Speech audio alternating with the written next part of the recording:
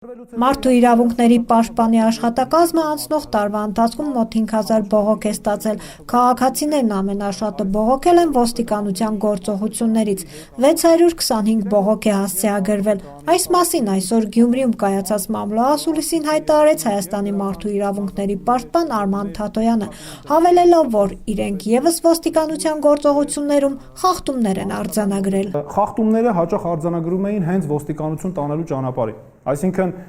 փոխադրամիջոցում եւ այլն։ Կա պրակտիկա, որը ես կարծում եմ բավականին խնդրահարույց է քաղաքացիների իրավունքների ապահովման տեսանկյունից, դա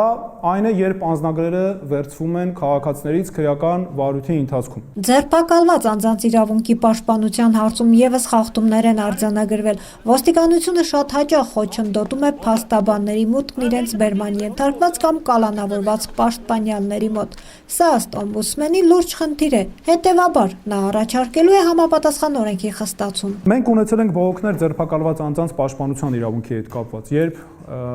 խոչընդոտներ են եղել պաշտպանի ներգրավման հետ կապված։ Ունեցել ենք իհարկե դեպքեր փաստաբանի մուտքի խոչընդոտելու հետ կապված, մասնավորապես հատկապես երբ խոսքը գնում է բերման ենթարկվածի մասին։ Այստեղ ավելի շատ են բողոքները եւ ավելին մենք հիմա պատրաստում ենք նախագիծ, ես առաջարկելու եմ քրեական օրենսգիրքը խստացնել փաստաբանների մուտքի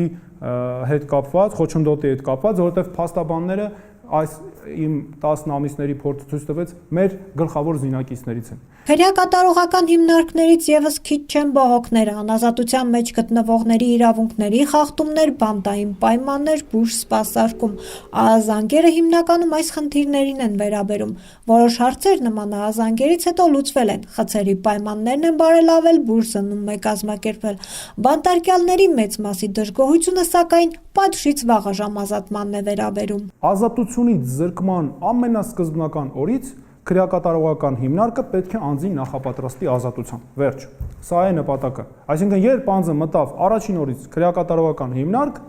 այդ պահից սկսած պետք է լինեն անհատական պլաններ կազմված եւ ռիսկային գնահատման մեթոդով մարդուն պատրաստենք ազատության։ Եվ գիտեք, պետք է լինեն ռեժիմների փոփոխության ճկուն համակարգ։ Ընդհանուր առմամբ բողոքների հիմնական թիրախներն են արդարադատության եւ իրավապահ համակարգերը, դատարաններ, նախաքննական մարմիններ, նաեւ ԴՀԿ կառույցներ։ Դատարանների անկախության հետ կապված Արման Թաթոյանը մի օրինակ բերեց, ցույց տալու համար, թե որքանով է այն կախման մեջ գտնվում քննությունն իրականացնողներից։ Մենք ունենք իրավիճակներ, երբ ուսումնասիրում ես ակնհայտ միջնորդությունը քննիչի եւ թեև չեմ կարող անհատական գործով միջամտել, բայց քաղաքացին ներկայացնում է դիմումը, առերևույթ ուսումնասիրում ես քննիչի որոշումը, դատանի որոշումը գրեթե նույն բանն է։ Մենք անգամ դեպքեր ունենք եւ նույն տարը վրիպումը այնտեղ եղել, նույն վրիպումը այնտեղ եղել։ Ակնհայտ է, որ այստեղ խնդիր կա, դրա համար պետք է այստեղ հատկապես աշխատել։ Բանակում զինծառայողների իրավունքների խախտման դեպքերը եւս քիչ չեն։ Ստացվել է 225 դիմում բողոք։ Զինծառայողների հետ կապված հիմնական մեր խնդիրները վերաբերում են զորակոչի ընթացքում բժշկական հանձնաժողովների կողմից բժշկական հետազոտությունների անցկացմանը, այդ թվում կրկնակի եւ զինծառայողների պիտաներության խնդիրներին։ Ապրիլյան քառօրյա պատերազմի ժամանակ Հայաստանի ու Լեռնային Ղարաբաղի մարդու իրավունքների պաշտպանները միջազգային կառույցներում ադրբեջանական զինուժի կողմից իրականացված խոշտանգումների ու չթույլատրվող զինատեսակների կիրառման դեպքերի մասին փաստեր են ներկայացրել։ Ինչ արձագանքներ կան։ Առաջինը Եվրոպական օմբուդսմանների ինստիտուտը եռալեզու խիստ քննադատեց Ադրբեջանի մարդու իրավունքների հանձնակատարը կարծեմ կոչվում, հանձնակատարը մի անգամից դիմել էր, այսպես բարձրացվեց ընդունված բառով ասեմ, հիստերիա բարձրացավ եւ այլն, բայց գլխավոր քարտուղարի հետ մտերիմ հարաբերություններ կան, հեռախոսով նաեւ կապի մեջ ենք, ինքը ինձ մի անգամից ասաց, որ չեմ հանելու, մի անհանգստացեք, եւ հատուկ էջ է բացվել Լեռնային Ղարաբաղի Հանրապետություն, այդտեղ այդ էջում, եթե դուք գնաք Արցախի մասին տվյալներն են եւ զեկույցը FIDH կազմակերպությունը իր հայտարարություններով քննադատեց եւ մյուսը, որ շատ կարեւոր է,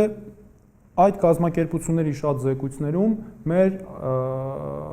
Ադրբեջանի վերաբերյալ հատկապես հաշվի են առնվում մեր զեկույցները։ Սա կարող եմ հաստատապես ասել։ Հրապարակային չեն նշում, չեն կարող, բայց հաշվի են առնում։ Չեմ ասի բնականաբար թե որ կառույցներն են, բայց մենք մեր գործընկերների հետ ունենք կապեր, այդ կապերը մենք շատ գնահատում ենք եւ զարգացնելու ենք։ Խոսքը հատկապես վերաբերում է Հայաստանից դուրս գործող կազմակերպություններին, որովհետեւ ընդ որում արտերկրում, հատկապես Ռուսաստանի Դաշնությունում գտնվող Հայաստանի քաղաքացիների իրավունքների խախտման վերաբերյալ բողոքներ ևս կան։ Ռուսաստանում գտնվողները հիմնականում միգրացիայի ու աշխատանքի թույլտվության հետ կապված խախտումներից են բողոքում։ Ի դեպ, խախտելով ավանդույթը Արման Թաթոյանը այսօր 120 կիլոմետր ճանապարհ էր կտրել, որ ամփոփի ճասուլիսը Գյումրիում անցկացնի։